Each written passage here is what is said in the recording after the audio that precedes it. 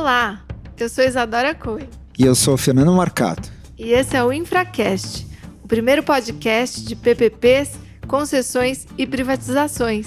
Que na sua quinta temporada se consolidou como um veículo de geração de conhecimento para estudiosos, empresários e interessados no tema. No episódio de hoje, a gente entrevistou o Tomás Miyazaki de Toledo. Ele atualmente é presidente da CETESB, um órgão que faz o licenciamento ambiental de todos os projetos de infraestrutura de São Paulo. O Tomás tem uma larga experiência no setor de licenciamento. Ele começou a carreira dele na própria CETESB, mas ele foi também concursado do IBAMA por mais de 10 anos. Ele também trabalhou no Ministério de Minas e Energia e foi diretor lá. O Tomás é advogado ambiental e também biólogo. E nesse episódio a gente tratou de uma série de projetos, vários aspectos do licenciamento ambiental, a agenda de descarbonização, as pautas ESG e muito mais. Vem conferir. Hoje o Infracast conversa com o presidente da CETESB, Tomás de Toledo, que está aqui conosco para contar muito sobre um tema que é muito importante para a infraestrutura, que é o tema do licenciamento, das questões ambientais, e ninguém melhor do que o Tomás para nos trazer essa visão. Afinal de contas, o Tomás, além de ser um profundo conhecedor dos processos em São Paulo, também conhece muito de Brasil, porque teve passagens importantíssimas pelo IBAMA também. Tomás, você que é advogado, biólogo, olha, eu estou tão feliz de poder conversar contigo sobre esse tema que para a gente, né, sempre permeia todos os demais temas e a gente tem poucos episódios sobre isso. Então, primeiro de tudo, muito obrigada por você estar aqui no Infracast, é uma honra para a gente. Bom dia, né? Dá um bom dia para vocês. A gente está começando o dia aqui com essa conversa agradável. Falar sobre licenciamento ambiental, então, assim, aqui é um espaço da infraestrutura, é um prazer para a gente, né, uma especialidade falar um pouco sobre licenciamento ambiental e, assim, acho fazer um reconhecimento aqui pelo trabalho de vocês, a gente tem acompanhado, acho que, assim, acho que vocês acabam congregando aí um grupo que fala sobre como fazer diferente, e as pessoas que de fato fazem a diferença, né? Então, seja no ambiente acadêmico ali com os alunos também, eu vejo que vocês incentivam bastante as inovações, né? Então vai ser um prazer poder trazer a nossa experiência aí, seja a IBAMA, seja a CETESB, no que se refere ao licenciamento ambiental. Já sei que o Fernando quer começar com o tema do saneamento, né? Não, antes do saneamento, o tema é o seguinte, Tomás, você naturalmente preside um órgão que é um órgão técnico, é um órgão independente, a gente sabe, né, existe uma independência técnica como todo órgão de natureza de licenciamento, né, mas que integra um governo conhecido por ser um grande tocador de obras. Essa é a marca do governador Tarcísio, a secretária Natália, né? Então, existe naturalmente essa vontade de fazer muitos projetos de infraestrutura. E, no passado, o meio ambiente para a turma da infraestrutura era sempre visto como um vilão, né? Tinha até antigamente, eu me lembro, tinha aquela história do presidente Lula que estava pondo a culpa na RAM, numa perereca, porque não podia fazer uma determinada obra, porque a perereca não deixava. Eu me lembro lá em Minas que a gente foi tentar fazer uma estrada e tinha o problema das cavidades, das cavernas, e tinha os troglóbios, que eu vim descobrir que são bichinhos pequenos que moram nas cavernas e que têm que ser preservados, né?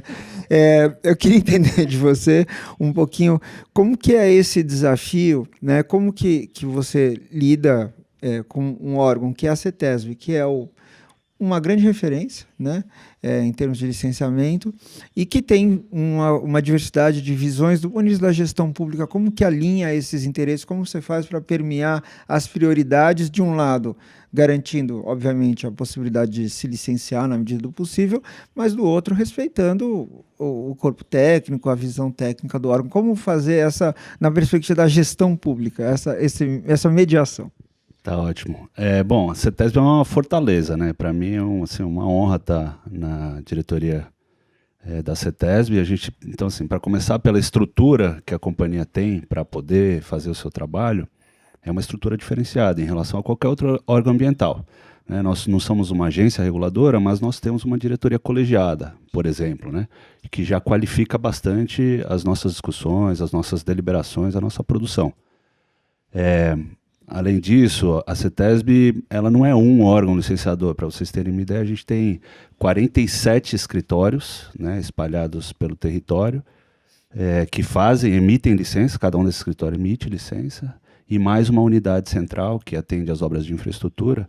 Então a gente tem basicamente 48 órgãos licenciadores para dar conta às demandas do Estado de São Paulo. Então, primeiro é isso, a CETESB em si já é uma fortaleza para poder cumprir com essa missão. E o desafio maior para a gente, Fernando, na verdade é prazo, né? Como é que a gente processa toda essa demanda da economia paulista, né? Como é que a gente processa isso com agilidade, com excelência técnica e com assertividade. Então, claro que tem sempre as polêmicas, né?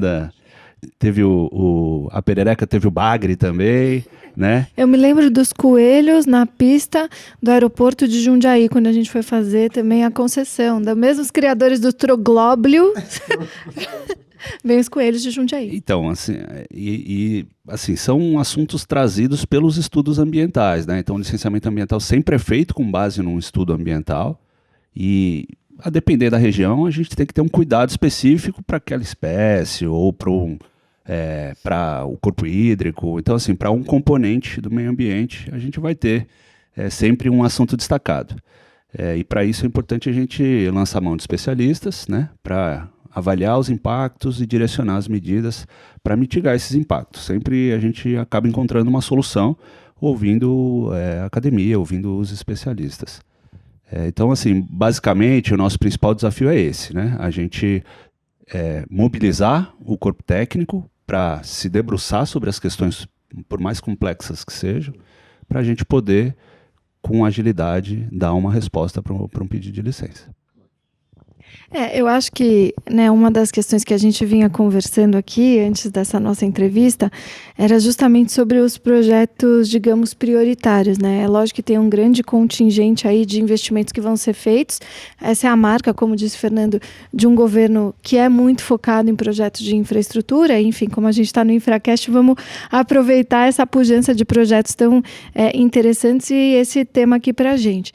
Que a gente imaginou que talvez projetos que sejam ali carimbados como projetos prioritários, talvez tenham um fast track, digamos assim, no âmbito do licenciamento. E aí, enfim, queria saber como que é o procedimento, né, de aprovação, enfim, das licenças que são necessárias para o desenvolvimento desses grandes empreendimentos. Aí, enfim, podemos citar aqui um sem número no ambiente de São Paulo, né?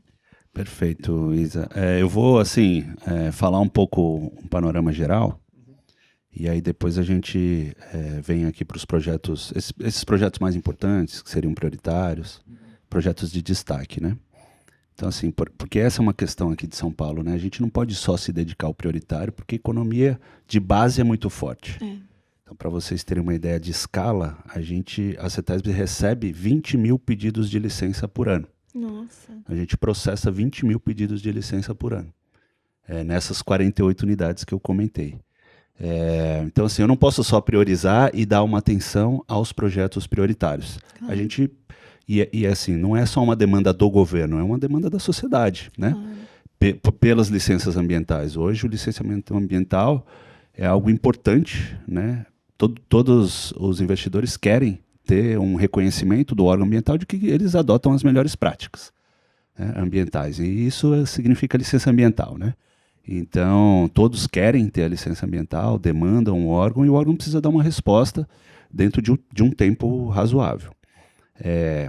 Mas, claro, nós temos projetos estruturantes e projetos, muitas vezes, que conversam com um objetivo de melhoria da qualidade ambiental, né? Então, a Natália já esteve aqui, né? Minha chefe, secretária, super secretária. Super secretária, né? Em todos os sentidos. E ela está à frente do Integra Tietê, né? Um projeto aí que envolve diversas vinculadas, envolve a Sabesp, com investimentos voltados à melhoria da qualidade ambiental do Rio Tietê. E são muitas obras. Obras de saneamento, né, Fernando? E assim... 70 bi tem pela frente aí exatamente, agora, né? 70 bi e que demandam licenciamento ambiental. Os projetos demandam licenciamento ambiental. Com metas para 2029. Entrega, né? Entrega, Em exato. 2029, operação. Operação, exatamente. Então, e aí os investidores necessariamente vão exigir a licença ambiental, né? Sem licença não sai investimento, e aí os operadores vão ter dificuldade para implantar todas essas obras que são necessárias. Então a gente criou uma agência nova. Então essa é uma notícia boa que a gente trouxe. O Infracast não é jornalístico, mas esse é um furo do jornalismo. Olha só. É um furo.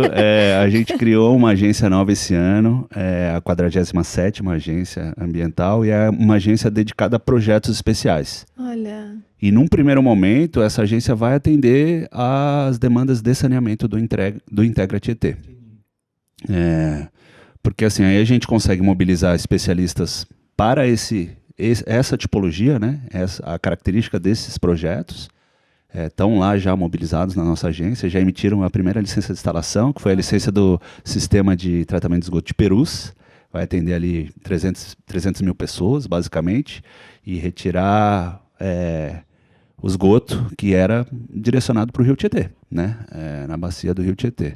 Então, a agência já está funcionando, já emitiu a primeira licença, foi uma licença séria de 60 dias de análise, a licença de instalação. Então já permitiu aí ordem de serviço da Sabesp, obra, correr atrás para poder entregar esse projeto aí para operação dentro dos marcos da universalização. Porque acho que isso é uma coisa que às vezes as pessoas não se dão conta, né? Porque a gente que está na infraestrutura fala, manda para o meio ambiente. Aí os caras estão demorando, mas se você pensar, eu tenho que ter um especialista em fauna, um especialista em flora, um especialista em saneamento, um especialista em rodovia, quer dizer, dentro do meio ambiente tem muitas especialidades também, né? E aí, como que você consegue ter gente suficiente para fazer tudo isso, também deve ser uma loucura, né? Legal. Aí, assim, realmente é um desafio. E um desafio que a gente tem hoje é que, quando a CETESB surgiu, né, a CETESB é de 68, fez agora em julho 56 anos. Mas quando ela surgiu, ela foi desenhada para trabalhar muito mais para controle de poluição hídrica e poluição no ar. Né? Mas hoje o meio ambiente tem cada vez mais uma componente de biodiversidade, então a agenda verde, né? E também social. Né? Não só cuidar dos bichos, mas cuidar também das pessoas, né? O impacto socioeconômico, como fazer uma compatibilização das obras com a população do entorno. Então são duas áreas que estão crescendo dentro das matrizes de impacto ambiental que são analisadas para a emissão das licenças, e aí, claro, demanda que o órgão se estruture, se capacite, forme uma equipe capaz de atender e fazer essas análises, atender essa demanda. Acho que vale a gente explorar um pouco mais essa questão, né, da responsabilidade socioambiental e dessa elasticidade do conceito, na verdade, ampliação do conceito para a gente entrar na pauta ESG. Hoje não tem mais como descasar, né, o investimento em infraestrutura dessa agenda verde, social e de governança, né? Ou seja, que seja responsável em todas essas vertentes. E a CETESB está absolutamente ligada a esse objetivo. Você, inclusive, falou, Tomás, quando em uma das respostas aqui, você disse assim, olha, o investidor, ele precisa ali ter, enfim, uma possibilidade de entender como que o processo funciona para trazer, inclusive, segurança para o investimento de que ele pode seguir adiante, enfim. Como que vocês têm implementado e participado das discussões que moldam agora a infraestrutura, olhando com esse olhar de responsabilidade social, ambiental e de gestão de governança? Legal. Então, assim, a gente vai para uma agenda mais ampla, né? Quando a gente vai falar de ESG ou ASG aqui em português, né? Tem gente que fala ASG,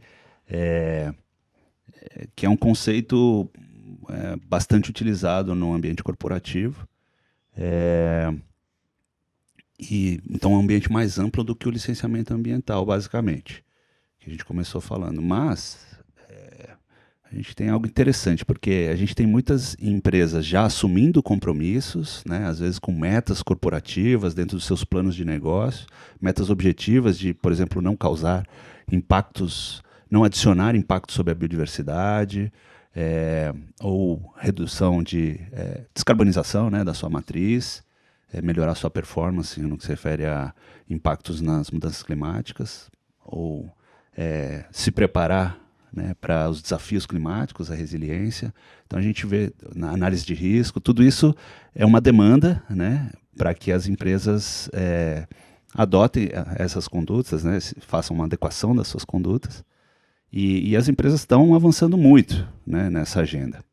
Talvez nos últimos 5 anos houve uma evolução tremenda, principalmente no pós-pandemia, né? E aí, assim, mas muitas vezes a gente tem empresas que adotam esses compromissos corporativos, mas não necessariamente tem uma licença ambiental já reconhecendo esses investimentos. Então, isso é descolado do licenciamento ambiental, né? E a gente tem alguns casos aqui em São Paulo, e a gente se debruçou sobre essa questão, principalmente na área de infraestrutura e investimentos rodoviários, né? Então, é um setor... Estou vindo de Brasília, semana passada teve um encontro, né? E assim, o mote do encontro da Bienal, da ABCR, foi sustentabilidade, né? Então, assim, falou-se muito de meio ambiente e sustentabilidade ao longo do encontro, e a gente pôde acompanhar que as empresas já embarcaram, né, na agenda de sustentabilidade. Mas, olha só, aqui em São Paulo, a gente tem 22 mil quilômetros de rodovias, é a nossa malha, 11 mil estão com DR, 11 mil concedidos para iniciativa privada. Desses 11 mil, nenhum tem licença de operação. Então, são ativos que foram construídos antes da exigência de licença ambiental, né, antes da legislação, mas que nunca foram regularizados. Então, a gente criou agora uma agenda para regularizar esses ativos, né? Então, é uma demanda da própria sociedade, né? Os usuários da rodovia, eles estão preocupados com quais os cuidados que a operadora tem com o meio ambiente.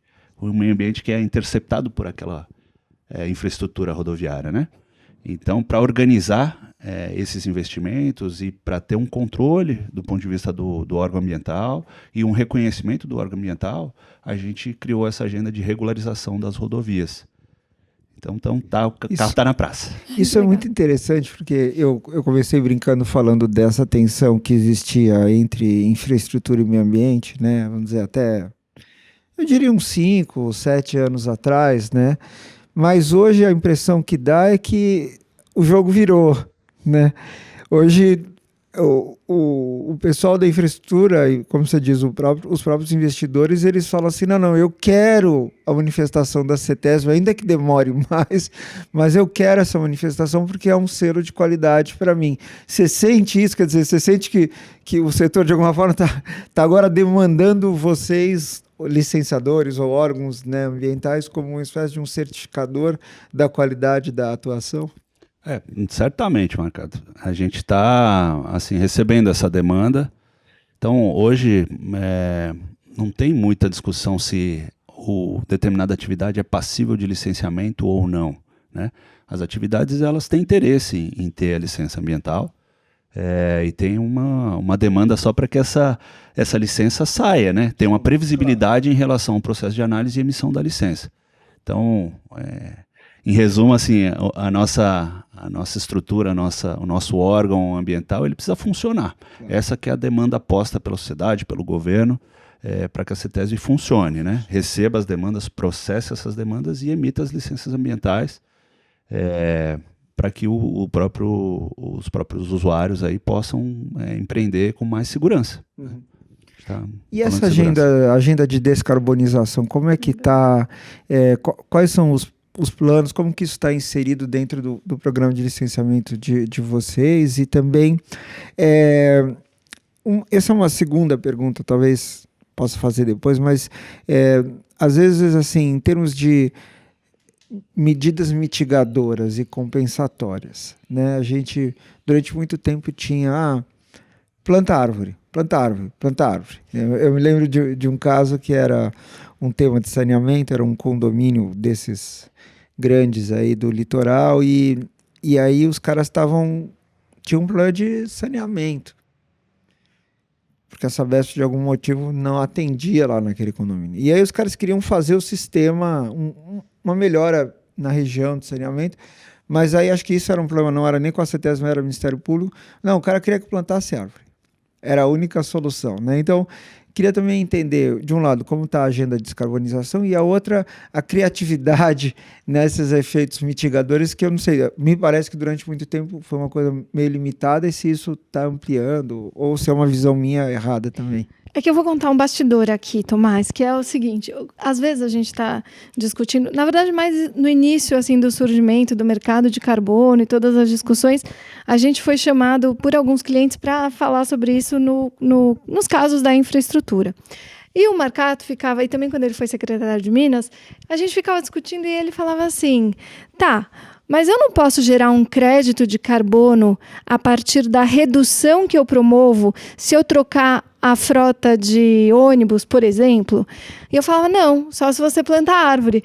Porque assim você gera crédito, você gera, né, a possibilidade ali de, enfim, sequestrar o carbono da atmosfera. Ele falou, tá, mas é muito burro isso. Porque, poxa vida, a gente tem que ser criativo, não é só isso que poderia me gerar o crédito. Tudo bem, plantar árvore é ótimo, maravilhoso, acho que tem que mesmo, a gente precisa preservar a nossa floresta em pé. E ele falava isso, mas o cara que emitia X e agora emite 50% de X, ele também está contribuindo para, né, para uma descarbonização. A gente não pode fazer um crédito associado a isso. E ele colocava os consultores enquanto ele era né, o secretário lá em Minas. Ele fala, não quero saber o que vocês vão fazer, mas vocês me tragam uma resposta sobre isso que eu estou trazendo aqui. E aí todo mundo falava, olha, secretário, é um mercado internacional. Essa agenda de descarbonização, assim, tem criatividade, mas talvez a gente chame de adicionalidade, não de crédito de carbono, né? E ele fica pé da vida. Então, esse é o bastidor que eu precisava te contar, Tomás. As duas perguntas, então. A descarbonização e essa minha dúvida que a Isa já acabou comigo e, pelo jeito, eu sou um ignorante do tema. Não não tá é. Ótimo. Bom, é um visionário. Mas assim, aí depois vou até voltar uma pergunta aqui, né, para o professor, porque ele fez uma pergunta difícil aí, para pergunta difícil é bom a gente devolver a pergunta, né, uma boa estratégia.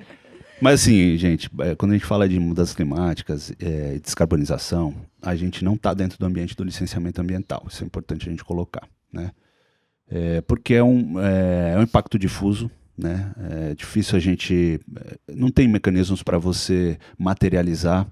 Às vezes tem um ou outro exemplo de medida trazida como proposta, né, pelos estudos ambientais e que são adotadas pelos licenciamentos ambientais como uma medida mitigadora, mas a gente não tem isso de forma sistematizada, regulamentada. Então, a gente fala da agenda de descarbonização, é uma agenda muito mais voluntária e que diz respeito a compromissos internacionais, um compromisso assumido pelo país, né? Então, a gente não consegue fazer essa aplicação em casos concretos de licenciamento ambiental, tá? Aí quando a gente vai para medidas mitigadoras, acho legal explicar um pouquinho para o licenciamento ambiental, que a gente sempre trabalha com essa dupla, né? Então, assim, um impacto previsto para aquela atividade, né? E aí uma medida mitigadora sugerida para mitigar esse impacto, sempre associada àquele impacto. Então, eu não vou ter uma medida mitigadora prevista no licenciamento ambiental para mitigação de emissões de gases de efeito estufa. Em regra, a gente não tem essas medidas. Por isso que aí abre uma agenda de mercado de carbono, de outros instrumentos que foram desenvolvidos, enfim, estão em desenvolvimento, mas para trabalhar ao lado do licenciamento ambiental e não dentro do licenciamento ambiental. Mas, em termos de medida de mitigação de impactos, aí dentro já do licenciamento, como eu contei para vocês, a CETESB surgiu muito azul, né, cuidando de água e ar, e a gente tem esse desafio de criar indicadores de biodiversidade para orientar o nosso processo de tomada de decisão, né? Para dizer qual impacto ele é aceitável ou ele não é aceitável e como ele deve ser mitigado. A gente criar esses indicadores. Para isso, a gente fez o esforço em 2023, logo na chegada, de planejamento estratégico, né? Foi importante para organizar a instituição. E aí, como resultado desse planejamento estratégico, surgiram projetos institucionais. Um dos projetos institucionais é o projeto MAP Fauna, né? que é justamente para desenvolver esses indicadores e a gente poder navegar melhor nessa discussão. Só o plantio, ele é suficiente, né? Ou é mais interessante a gente abrir, trazer outras medidas, outros projetos de reparação. E, Marcado, você também me dá um gancho aqui para lembrar de uma outra ação importante que a gente está fazendo, que assim, muitos dos projetos que eram solicitados como exigência da licença ambiental, de plantio, a gente recebia o projeto, concedia a licença, mas a gente não acompanhava. E não dava a baixa, se foi feito ou se não foi feito, para dar uma quitação em relação àquilo que foi feito. Então, a gente também, fruto desse esforço de organizar um pouco a casa, a gente assumiu essa tarefa e a gente vem dando baixa, então, a processo que a gente recebeu, assim, tem projetos de 30 anos, né, de termos, aqui em São Paulo se chama Termo de Compromisso de Recuperação Ambiental, TCRA. Então, a gente vem verificando esses TCRA com vistorias em campo para avaliar se o esforço foi feito, não foi feito, resultou os resultados esperados, para dar baixa em relação a esses projetos, né? Obrigações que foram previstas lá atrás e que o pessoal não tinha um retorno, assim, se foi feito ou não. Isso é tão básico, mas tão revolucionário, né? Não, é verdade, porque quando a gente começa a pensar em pagamentos ou títulos relacionados à conservação e a medidas que ambientalmente são importantes, muitas vezes a gente peca nessa perninha de, tudo bem, como é que a gente mede, como é que a gente mensura, como é que a gente avalia se aquilo de fato foi cumprido, né? Então, parabéns por essa iniciativa. Até falando sobre pagamentos por serviços ambientais e já que você falou sobre, né, era uma agenda muito azul, eu fiquei pensando nessa criação dos indicadores que vocês estão fazendo, de novo, parabéns por isso. Se existe algum diálogo ou alguma educação que os órgãos ambientais fazem com o mercado que emite, por exemplo, os títulos verdes e os títulos azuis, né? Enfim, no fim das contas, eles prometem ali investimentos com selos bacanas ESG, com retornos associados a objetivos que são assim, muito importantes, mas eles dialogam com os conceitos e com o universo que vocês estão, enfim, navegando, criando, aprimorando. Legal, isso aí, assim, você me abre o cenário aqui para a gente falar um pouco do futuro, né? Porque a CETESB foi criada lá, foi um órgão pioneiro, né? Foi criada lá na década de 70 para fazer o licenciamento ambiental e o controle de poluição. Então, o licenciamento é o feijão com arroz, assim, né? Do que a gente faz. Mas é isso, assim, puxando de novo, né, para a agenda ESG, para as demandas da sociedade em relação a como se fazer projetos, como se implantar projetos, operar atividades econômicas, a sociedade ela quer acompanhar a performance desses projetos, no que refere a esses indicadores, né? Não basta você só prometer, né? E faltam instrumentos para a sociedade poder avaliar se de fato aqueles compromissos estão sendo atendidos ou não.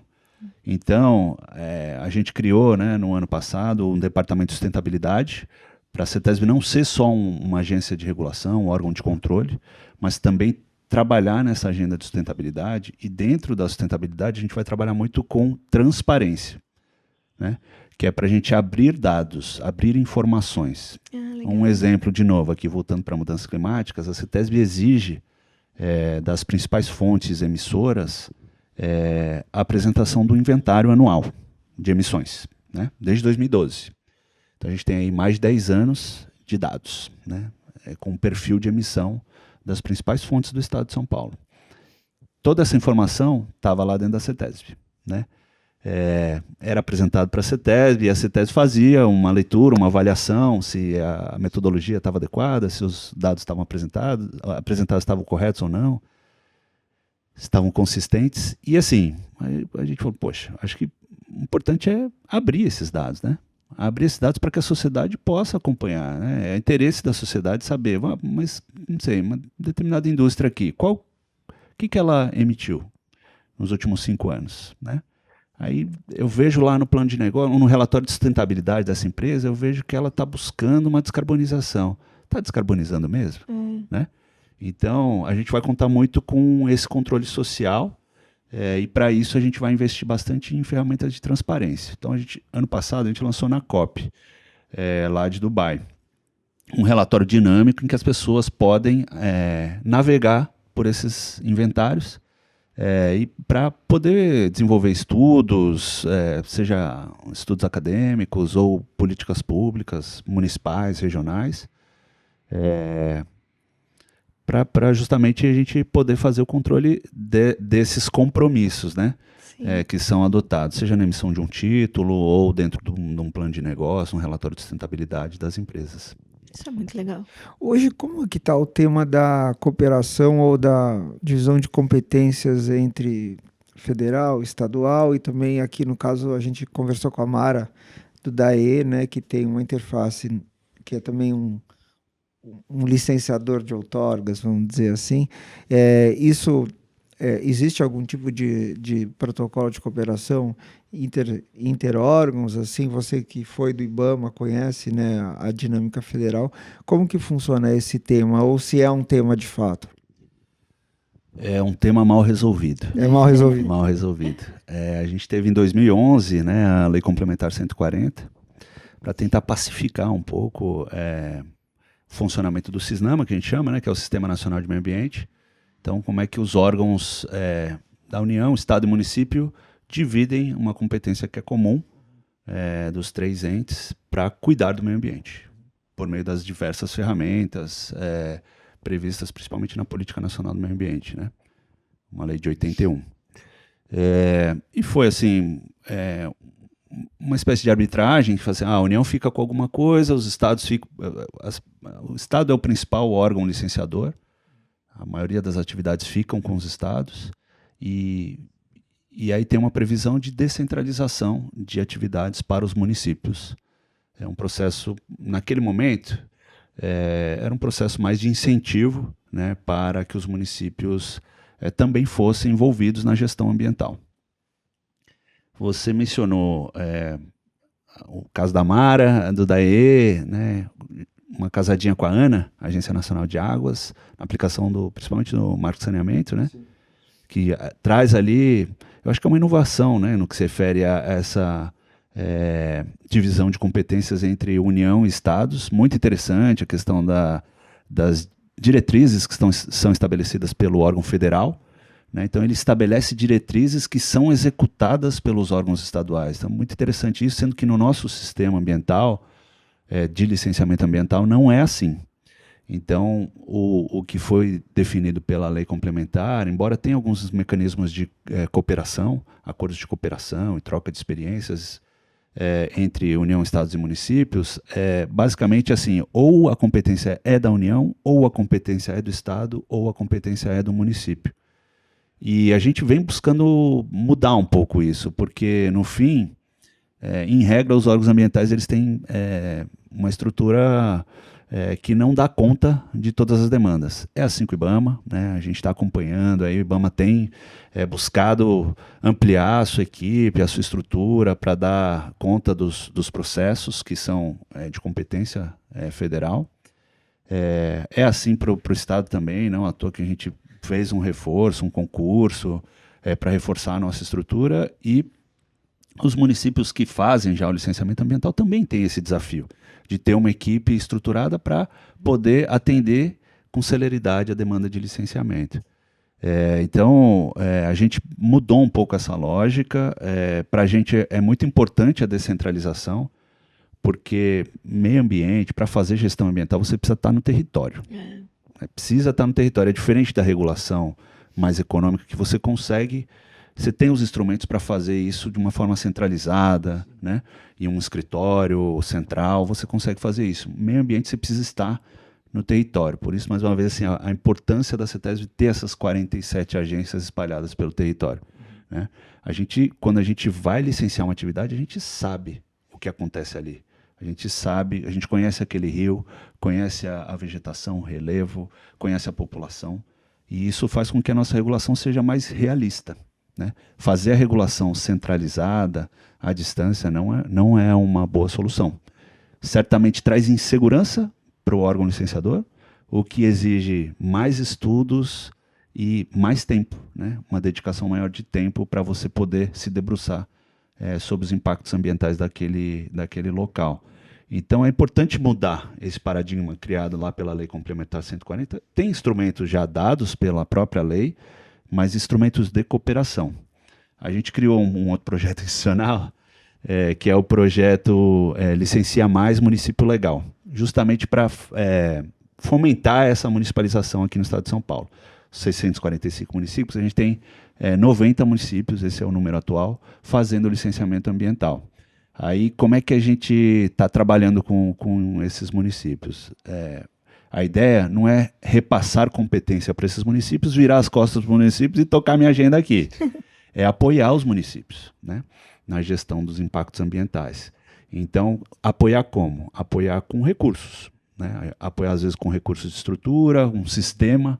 A gente trabalha, por exemplo, com um sistema integrado de licenciamento ambiental, então a CETESB desenvolve esse sistema, coloca para rodar, testa o sistema e já encaminha um sistema operacional para as prefeituras. Apoiar com capacitações, né? Nós já fizemos, se eu não me engano, 27 capacitações esse ano. Uau. Para órgãos municipais e é um trabalho super legal. A gente fez capacitações que o próprio prefeito participa para entender o que é licenciamento ambiental, o que ele precisa ter dentro da equipe dele. E então a gente está aqui no estado de São Paulo ligando essa camada adicional, que é a camada municipal, e eu vejo aí um panorama interessante porque a gente vai ter uma presença territorial maior. Então, assim, tem algumas discussões que elas são importantes que elas sejam feitas no município.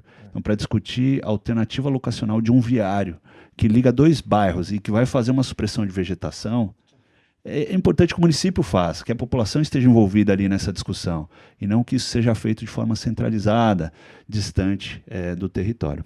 Mas tem algumas organizações que desconfiam desse processo de descentralização porque dizem que isso enfraquece a qualidade do licenciamento, né? E aí a resposta é um pouco essa, vocês ajudam a capacitar, né? É isso. Exato, assim, e isso também teve muita discussão quando na Lei Complementar 140 ela buscou uma descentralização para os estados, né, das atividades.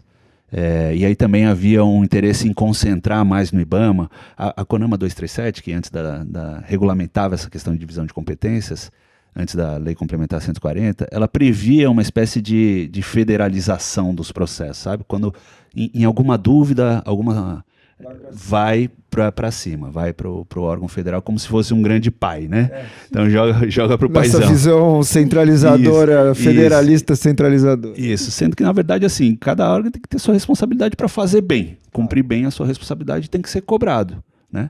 Então a gente tem dialogado, né, com essa insegurança, dizendo que olha, a gente precisa criar mecanismos de controle social também no município, né? A gente tem, claro que o pessoal está acostumado, né, em ter a CETESB e bater na porta da CETESB e exigir da CETESB rigor técnico, exigir celeridade, mas assim, essa cobrança também precisa ser direcionada para os órgãos municipais, quando eles forem competentes para fazer o licenciamento.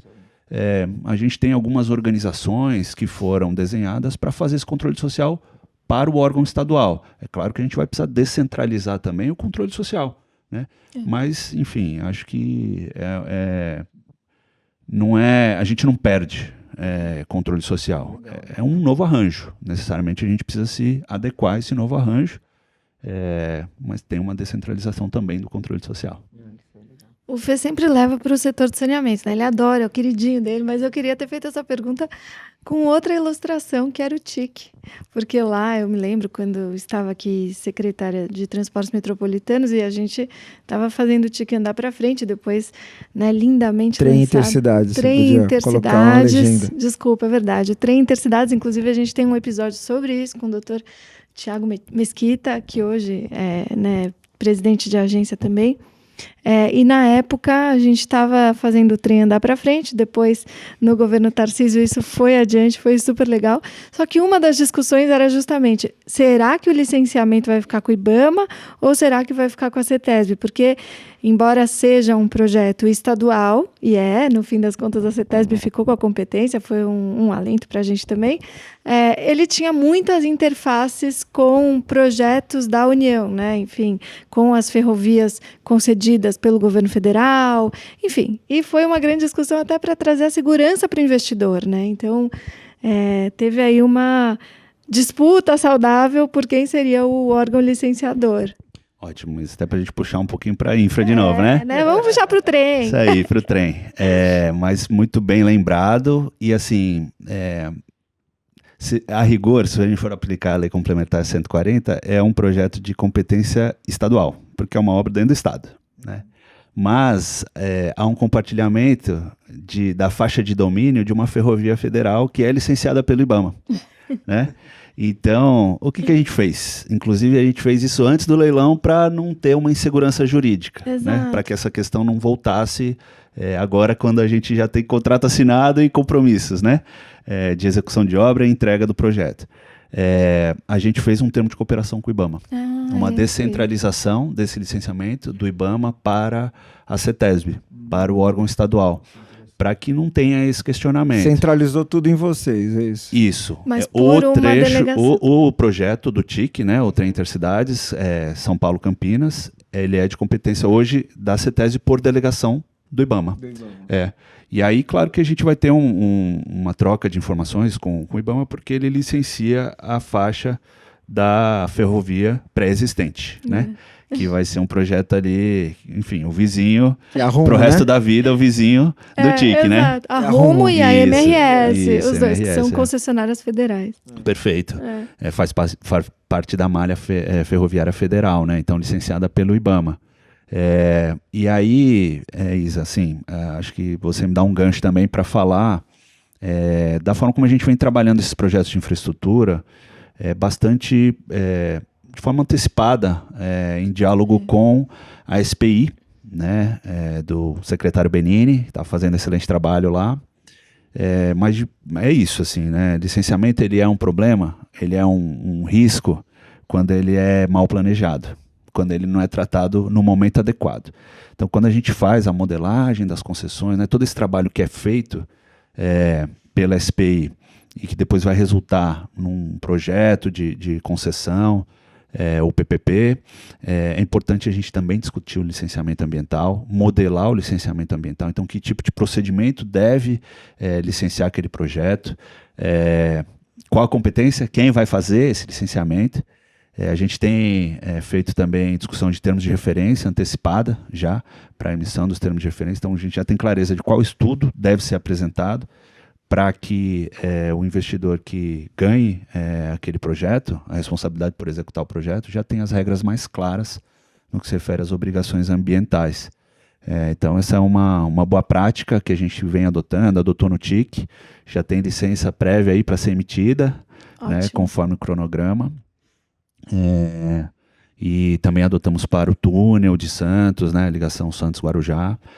Tem essa discussão em curso já, aproveitar a licença ambiental que tinha sido emitida lá atrás para a DERSA, como é que a gente aproveita, os estudos foram feitos, com as adequações, atualizações do projeto, poder aproveitar todas aquelas discussões e fazer um licenciamento mais célere, né, conforme a demanda pela sociedade, pela uma entrega cada vez mais séria desse projeto. Dica de ouro, hein? Que os estruturadores tragam os licenciadores para dentro para poder discutir na modelagem, porque sempre se falou, né, que esse era um risco não precificável, porque, né, tem muitas interações sociais com a sociedade, enfim, o meio ambiente, pode se encontrar um trogloro, não sei o quê, um caranguejo, um coelho, o que quer que seja, um sítio, né? Enfim, o que pode acontecer um monte de coisa e a gente poder ter alguma previsibilidade logo no início. Olha lá, gestores, prestem atenção nisso. Agora, pegando esse gancho das PPPs, existe alguma diferença prática, né? Eu sei que em tese não existe, mas do ponto de vista prático, até porque você foi do IBAMA e acompanhou esse crescimento do volume de projetos de concessão no nível federal, entendo eu, né? Existe alguma diferença prática quando você tem um licenciamento feito para um governo, ou por um governo diretamente, ou pelo concessionário privado, na interface, na interação? Isso, você nota alguma mudança nesse sentido? Às vezes o cara tem mais flexibilidade para contratar estudo, não tem que fazer licitação. Como que é isso, ou na prática não faz tanta diferença? Faz toda a diferença, Fernando. Toda a diferença. Aí, assim, acho que, né, vocês se debruçam aí sobre outros indicadores de performance dos projetos, das concessões. A diferença é o modelo de governança, né, que a gente tem. E a diferença é tão grande que, na verdade, a gente deveria... Isso não existe, tá? Mas a gente deveria desenvolver um licenciamento de acordo com o nosso cliente. Então, um processo de licenciamento desenhado para órgãos públicos de uma forma geral, né? Então, dentro desses 20 mil pedidos de licença que a gente recebe por ano, a gente recebe muitos pedidos de obras de prefeituras, que a prefeitura é a demandante pela licença ambiental. E é um outro padrão de organização de uma concessionária. Então, eu comentei aqui mais cedo sobre o procedimento de regularização de concessões. Ele se aplica muito bem para as concessões, porque a gente está olhando a operação de um ativo, né? Então, é uma licença de operação para cada contrato, né? Olhando a unidade do ativo. Se eu for replicar esse conceito para o DR, para os 11 mil quilômetros que estão sob gestão do DR, já é uma outra discussão completa. Então, assim, como é que eu espacializo, organizo a gestão ambiental do DR para esses 11 mil quilômetros? É uma outra forma de organização. Então, o mesmo procedimento não vai servir, né, para o DR.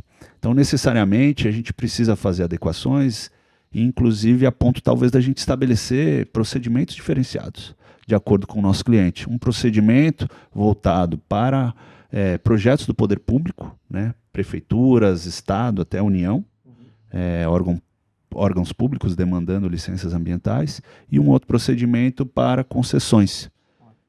Acho que faz todo sentido. Eu, infelizmente, vou ter que fazer uma última pergunta, mas eu não podia deixar de aproveitar também a sua experiência, a sua competência lidando com unidades de conservação. Eu sei que você tem também uma expertise sobre isso e cada vez mais a gente tem pensado em fazer, por exemplo, concessões de florestas nacionais, concessões de parques, concessões de pesquisa, concessão, enfim, para uso também de até parques urbanos, aí outras, né, derivando também um pouquinho desse setor. Como você tem visto essas concessões, só porque tem tanto a ver aqui com o nosso tema que eu achei de te perguntar? Bom, primeiro, assim, eu tenho visto de perto porque eu adoro unidades de conservação. E tenho visto com bons olhos, assim, porque ano passado eu fui para Foz do Iguaçu. Aqui em São Paulo a gente tem algumas unidades já concedidas também.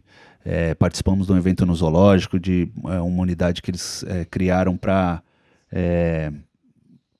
conservação da ararinha azul, uma espécie ameaçada de extinção, né? A gente vai ter um centro aqui especializado, né, nessa espécie. Brilhante, assim, um pedacinho da Caatinga aqui na Mata Atlântica, né, no município de São Paulo. Inclusive, assim, deixo uma dica para que vocês visitem. Quem puder, vá conhecer, porque é belíssimo, né? Os bichinhos são muito bonitos, as aves são belíssimas, os psitacídeos, né, que são essas aves com, como diz na linguagem popular, o bico torto, o bico golpeado, né? Bico gorpeado, como diz o caipira, né? Então são bichos maravilhosos, assim, né? As araras, a ararinha azul. E então deixo essa dica para que vocês conheçam. E assim, a gente fala de mais uma vez, um mecanismo de governança, uma estrutura de governança diferenciada, desenhada para entregas, né? Para resultados específicos, e a gente visitando os exemplos que a gente tem de concessão de unidade de conservação, são exemplos bem sucedidos, né? A gente consegue acessar, principalmente para visitação, a gente consegue acessar Isso, falamos de unidade de conservação, a fauna chegou. A fauna chegou, né, bicho? Você chegou? A gente estava falando dos bichos, né? Você ouviu. Ele é muito esperto, parece uma pessoa. Ele veio avisar que o tempo tá encerrando, é isso? Ele é contratado para isso. Eu acho que ele ouviu o bicho, a ararinha azul, ele falou, me leva nesse passeio. Tá na hora do passeio. Mas desculpa. Mas são projetos bem-sucedidos, então. Bom. Eu acredito que sim, e isso traz um panorama. A gente tem muito a avançar nessa área de unidade de conservação, porque é uma dimensão territorial enorme que a gente tem, né? Em São Paulo a gente já tem uma área grande de cobertura de unidades de conservação. São áreas muito importantes para a manutenção da biodiversidade no estado, então cumprem uma função ecológica muito importante, e então é essencial que a gente tenha uma boa gestão dessas áreas, para a proteção dessas áreas. E a visitação é um mecanismo que ajuda a financiar essa proteção. Uhum. Então a gente se estruturando bem para favorecer a visitação e a gestão dessas unidades de conservação, sem dúvida a gente tem um ganho aí. Tomás, olha, eu adorei o nosso episódio, aprendi demais com você. Estou muito feliz que a gente teve essa oportunidade de conversar contigo sobre os mais diversos temas, né? No fim, a gente não falou só sobre licenciamento, mas sobre sem números aí de aspectos, e estou muito, muito feliz. Queria te agradecer mais uma vez. Volte sempre, vem contar para a gente como é que estão sendo licenciados todos esses projetos que a gente mencionou aqui, e os desafios e as evoluções, os laboratórios que vocês estão criando. Fiquei com vontade de acompanhar tudo isso. Muito obrigada, viu? E parabenizar também. Eu acho que para nós trazer esse tema aqui do meio ambiente na infraestrutura, acho que ele faz parte também, acho que é quase que uma reconciliação. Existia durante muito tempo, né, em função da carência da infraestrutura, acho que assim, no nosso setor, o meio ambiente, por mais esquisito que seja, sempre foi tido um pouco, é aquele que trava o nosso projeto, né? E eu acho que esse papel que vocês vêm desenvolvendo, de dialogar, de dar transparência e de entender também que tem que dar celeridade, né? Quer dizer, essa celeridade no licenciamento é fundamental, e eu fico feliz ouvindo você de acho que está havendo uma reconciliação, né? Assim, o licenciamento, o meio ambiente está aí para ajudar a desenvolver o projeto, ele não está aí para atrapalhar, né? Você tem um cronograma, você tem que arrumar a governança, que é o que você disse, e a partir disso fazer alguma coisa que seja sustentável, porque também não adianta você meter estrada em todo lugar, destruir tudo e depois aquele projeto de infraestrutura não vai funcionar. Cada vez mais isso é uma verdade, né? Exato. Eventos climáticos, todos esses impactos, se a gente não abrir os olhos para a importância do licenciamento e de todos esses temas de proteção, né, e de responsabilidade, realmente não tem para onde a gente seguir sem olhar para isso. Parabéns. Legal, obrigado. Bom, é isso, né? Assim, importante a gente conhecer aí o meio ambiente, nós estamos inseridos nele, né? A infraestrutura, nosso projeto de infraestrutura está inserido no meio ambiente. E hoje em dia, com todos os desafios aí da resiliência climática, ainda mais, né? Mas assim, quanto ao licenciamento, eu acho que é só deixar uma mensagem final, né? É importante ter CAPEX, importante ter OPEX, importante ter uma avaliação de risco, é importante ter gestão, né? Tendo isso na concepção do projeto, o projeto vai fluir naturalmente, sem trocadilho. naturalmente e compatível com a natureza. O licenciamento ambiental vai apoiar, inclusive, essa compatibilização, fazendo uma revalidação dos estudos que são feitos, né, de dimensionamento das medidas, e os desafios para o órgão ambiental, para a CETESB, sobretudo, é o órgão funcionar. Então, a CETESB funcionando bem, a CETESB fiscalizando bem, tendo uma boa presença no território, podendo analisar os projetos e ser assertivo, ágil e com precisão técnica nos processos de licenciamento. Certamente a gente vai estar cumprindo com a nossa missão de fazer essa conexão aí entre os projetos e o meio ambiente. Tá bem? Excelente, muito bom. Valeu, obrigado.